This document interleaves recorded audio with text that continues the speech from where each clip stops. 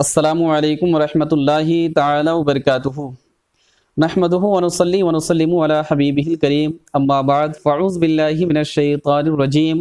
بسم اللہ الرحمن الرحیم یا ایہا الذین آمنوا کتب علیکم الصیام کما کتب علی الذین من قبلکم لعلکم تتقون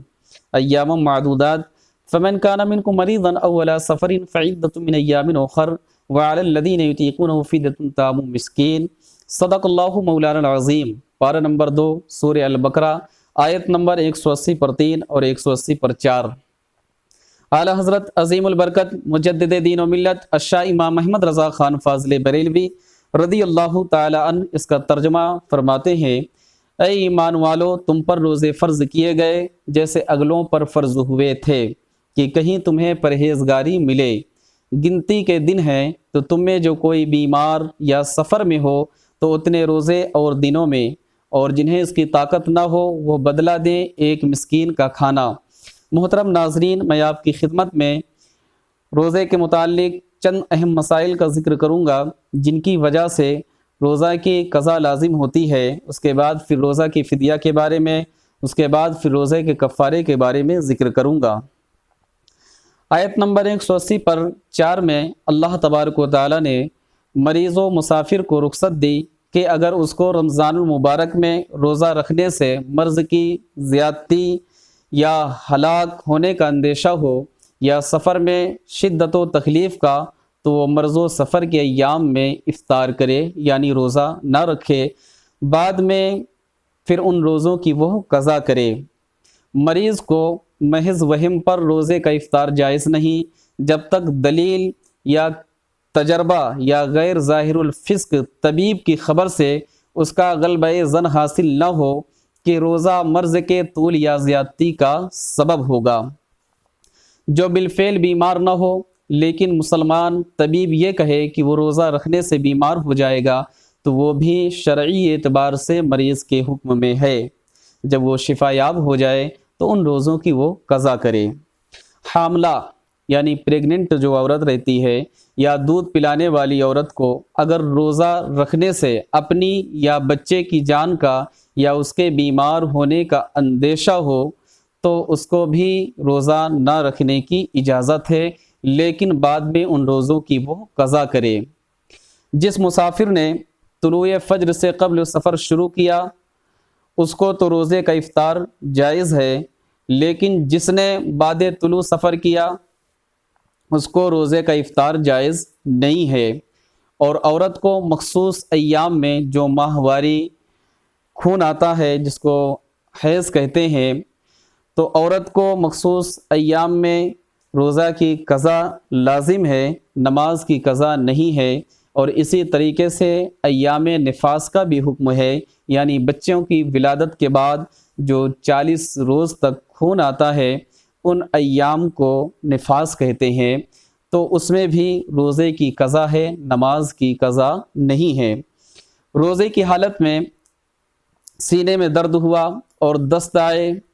درد کی بہت سخت تکلیف تھی، مرض بڑھ جانے کے خوف کی وجہ سے دوا پی لی،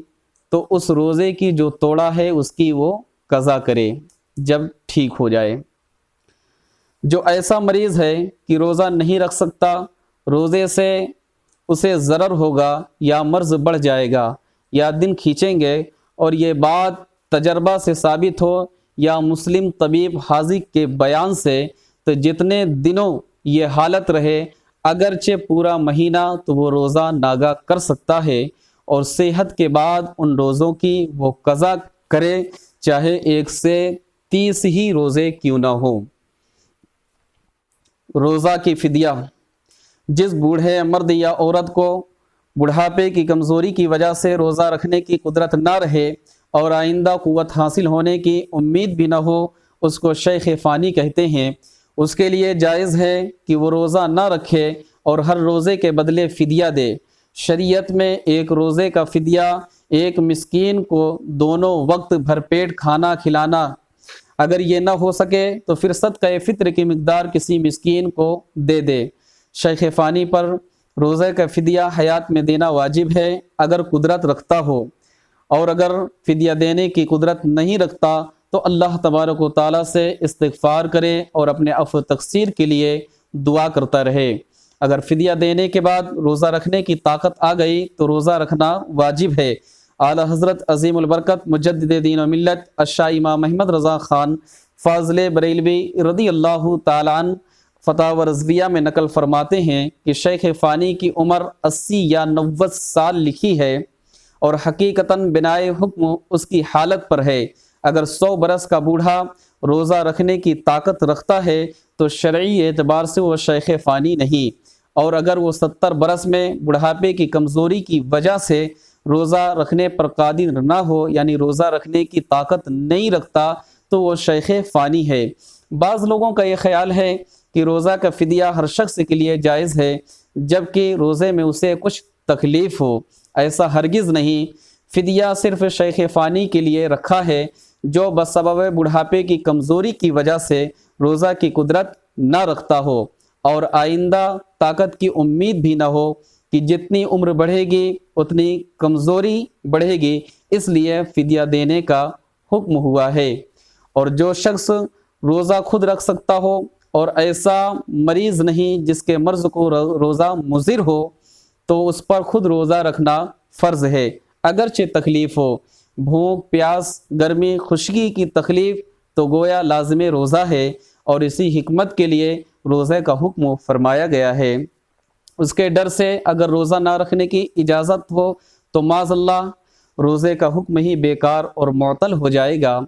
کفارہ صرف ادا روزہ رمضان کے توڑنے میں ہے، جبکہ یہ نہ صاحب عذر تھا، نہ اس دن میں کوئی آسمانی عذر مثل حیض یا مرض پیدا ہو جائے، نہ ہی توڑنا کسی کے جبر و اکراہ سے ہو اور روزے کی نیت رات سے کی ہو۔ در مختار کے حوالہ سے اعلیٰ حضرت عظیم البرکت مجدد دین و ملت الشاہ امام احمد رضا خان فاضل بریلوی رضی اللہ تعالیٰ عنہ فتاوی رضویہ میں نقل فرماتے ہیں کہ کفارہ تب ہوگا جب رات سے نیت کی ہو اور مجبور بھی نہ ہو اور کفارہ چھوڑنے کا کوئی عارضہ مثل مرض و حیض لاحق بھی نہ ہوا ہو۔ کفارے میں شرعاً ترتیب یہ ہے کہ سب سے پہلے ایک غلام آزاد کرنا، اگر اس کی طاقت نہ رکھتا ہو تو مسلسل 2 مہینے کے روزے رکھنا، یعنی پے در پے 60 دنوں کے روزے رکھنا۔ اگر ایک دن بھی ترتیب کے خلاف کر دیا تو شرعی اعتبار سے وہ ترتیب شمار نہیں کی جائے گی اور اثر نو پھر 60 روزے رکھے جائیں گے۔ اگر اس کی بھی طاقت نہیں رکھتا تو پھر 60 مسکینوں کو دونوں وقت بھرپیٹ کھانا کھلانا۔ بعض لوگوں کا یہ کہنا ہے کہ اگر ہم سحری نہیں کرتے ہیں، بغیر سحری کھائے روزہ رکھتے ہیں تو کیا شرعی اعتبار سے روزہ درست ہو جائے گا؟ تو شرعی اعتبار سے روزہ درست ہو جائے گا، لیکن سحری کھانا پیارے نبی حضور احمد مجتبیٰ محمد مصطفیٰ صلی اللہ تعالیٰ علیہ وسلم کی پیاری پیاری سنت ہے۔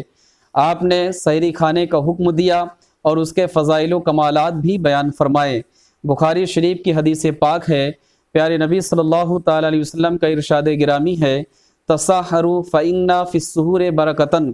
سحری کھایا کرو کہ سحری میں برکت ہے۔ تو معلوم یہ ہوا کہ سحری